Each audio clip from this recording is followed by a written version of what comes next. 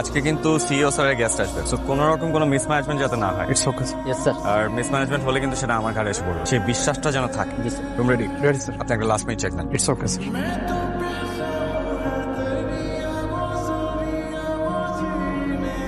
বলেছিলাম না খুব সুন্দর একটা জায়গায় তোমাকে নিয়ে আসবো। আজকে এই বিশেষ দিনটা এখানেই সারাদিন কাটাবো, ওকে?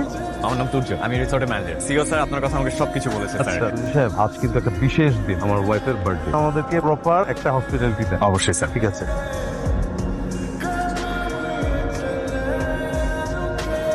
অনেক ভালোবাসি তোমাকে, যাকে এতটা ভালোবাসি তার এই বিশেষ মুহূর্তটাকে আমি কখনো মিস করতে পারি? কখনো মিস হবে। এমনই হাজার বছর ধরে আমি তোমাকে সারপ্রাইজ দিয়ে বলতে চাই হ্যাপি বার্থডে। আমি তোমার কাছে হাজার হাজার মুহূর্ত চাই না, তোমার হৃদয় থেকে যাওয়ার মতো একটা মুহূর্ত চাই। আমি যদি হারিয়েও যাই, এই মুহূর্তগুলো যেন আমাকে তোমার কাছে বাঁচিয়ে রাখে। আর আমি এটাও চাই সেই মানুষটা শুধু প্রেমের শুরুটাই না, আমার জীবনের কোনটা চলে থাকে। Happy birthday.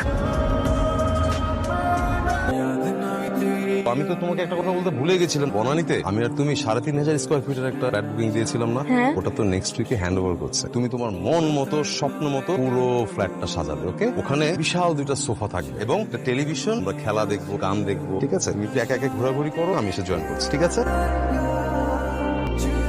ফ্ল্যাট, বিশাল সোফা, তোমার জীবনে তো সবকিছুই হলো। তো বড় বড় স্বপ্ন যদি দেখবে, তাহলে আমার মতো একটা সাধারণ ছেলেকে নিয়ে একটা সাধারণ স্বপ্ন কেন দেখেছিল?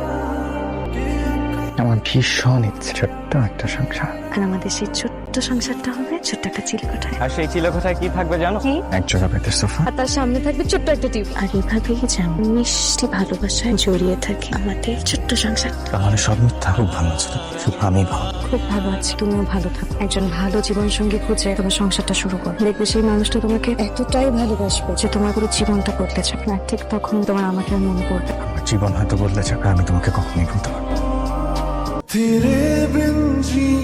এই হলো আমাদের একটা সমস্যা, বুঝলে তিন্নি? আমাদের কোনো টাইম সেন্স নেই। আমাদের টাইম সেন্স এত খারাপ, টাইম ম্যানেজমেন্টটাই আমরা ঠিক মতো বুঝি না। সকাল 8টার নাস্তা করি সকাল 11টায়, দুপুর 1টার লাঞ্চ করি আমরা বিকাল 4টায়, এন্ড ইভেন রাত 8টার ডিনার করি আমরা রাত 11টা 12টার দিকে। এরকম করে চললে হবে বলো? এই জন্য তো আমরা এত পিছিয়ে আছি। তোমার আর কতক্ষণ লাগবে? একটু তাড়াতাড়ি করো। হ্যাঁ, ভালো লাগছে না? আমরা এসছি একটু বেড়াতে, একটু নিচে যাবো, ঘোরাফেরা করবো। তাড়াতাড়ি সাজো, শেষ করো, সময় চলে যাচ্ছে। আমি এক কাজ করে নিচে যাই, তুমি আসো। কতক্ষণ দাঁড়িয়ে থাকবো আর? আসো আসো আসো আসো, তাড়াতাড়ি আসো।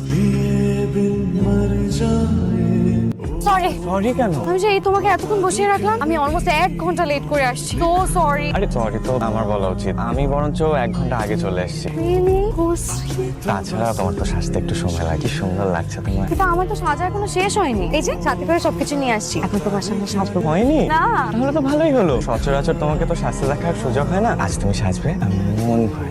আচ্ছা। বাহ, তোমাকে কিন্তু চমৎকার লাগছে।